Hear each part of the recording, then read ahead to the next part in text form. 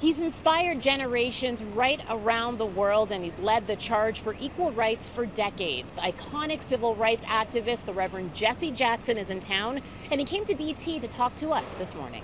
Thank you so much for coming here today this morning and sharing some time with us this morning. It is really an honor to have you here in the station. It's a wonderful opportunity. You know, we are here with the National Bar Association, the largest body of black lawyers on earth, really, 75,000 strong. And it's in a strange way, our civil rights movement began in Canada. They came to Niagara, to Buffalo, New York, and they had no place to stay.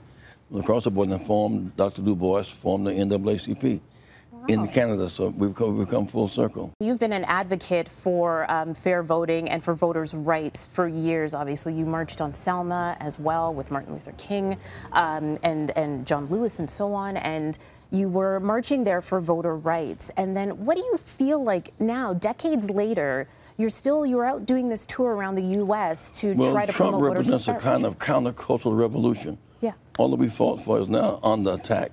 The protected right to vote is under attack. Climate protection is under attack. Women's rights under attack. Workers' rights are under attack. Human rights are under attack. And we tried to ban the Muslims and tried to lock out the refugees and build a wall with Mexico. So we're facing an unusual season, yet I'm convinced America is strong enough resistance enough to stop this onslaught. It is a very ugly season. Famously, you were a peace advocate. You were a nonviolent protester and activist. And, you know, now in the climate that we have today, we have Black Lives Matter in the U.S. and here in Toronto as well that are, especially here in Toronto, they have protested. Many call them disruptive, but they are making gains and making changes in a nonviolent way. They call Dr. King disruptive. They call Jesus disruptive. This challenge, of course, is this generation must take us from racial battleground to economic common ground to moral higher ground. We must make that fundamental shift. We must not go backwards on race. We must build racial bridges, not walls.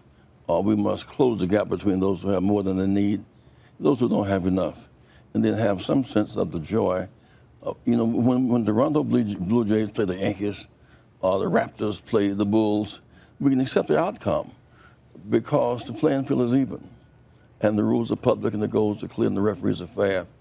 The score is transparent. We want even field and access to medicine and law and jobs and justice. After a reception at City Hall tonight, Reverend Jackson will be headed back to the U.S. The National Bar Association convention continues here in Toronto until August 4th. Tammie Sutherland, City News.